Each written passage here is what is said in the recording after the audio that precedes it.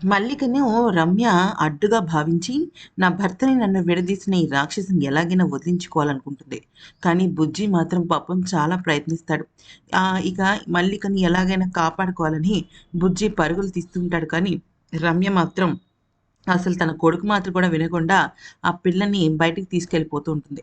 మార్గ మధ్యలో ఆదికేశవ రమ్యకి తగులుతాడు.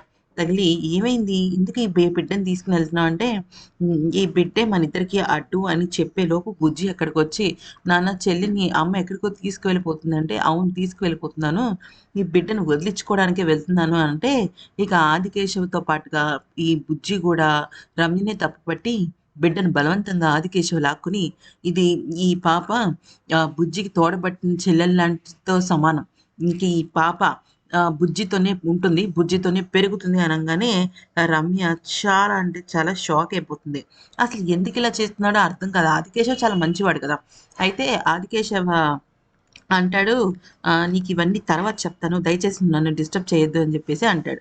ఇక ముగ్గురు కలిసి వెళ్ళేసరికి రమ్య కోపంతో, ఆవేశంతో ఊగిపోతూ ఉంటుందనమాట. ఇక బుజ్జి ఆ పాపని తీసుకొని బయటే ఉంటే ఆదికేశవ అక్కడి నుంచి మనశ్శాంతి కోసం బయటికెళ్తాడు. ఇక ఆ తర్వాత భానుమతికి ఆరాధ్య చనిపోయినప్పటికీ కూడా దిమ్మ తిరిగే ట్విస్ట్ ఇస్తుంది. లాయర్ దగ్గరికి వెళ్ళి తనే ఆస్తి మొత్తానికి అధిపతి అని విర్రవీగుతున్న సమయంలో లాయర్ దిమ్మ తిరిగే షాక్ ఇస్తాడు. ముందు పత్రాలు చదువుకోండని ఇస్తే, ఆ పత్రాలను చూసి షాక్ అయిపోతుందనమాట ఆరాధ్య. ఇంతకీ ఆ పత్రాల్లో ఏముంటాయంటే, కేవలం ఈమె భానుమతి ఆహ్, ఆస్తుల్లో ఏదైనా లాభాలుంటే అనుభవించొచ్చు అంతే. ఆస్తిని అమ్మడానికి గానీ, ఆస్తిని కొనుక్కోవడానికి గానీ వీల్లేదు. జస్ట్ ఊరికే ఇప్పుడు ఫర్ ఎగ్జాంపుల్ ఒక ఇల్లుందనుకోండి. దాని మీద వచ్చే రెంట్ తినగలదు. ఆ ఇల్లును అమ్మడం గానీ, తాకట్టు పెట్టడం గానీ ఎటువంటి అధికారాలు లేవు. ప్లస్ ఆరాధ్య వచ్చిన వెంటనే 1 మినిట్‌లో మొత్తం అన్ని అధికారాలు ఈ భానుమతి నుంచి వెళ్ళిపోతాయన్నమాట.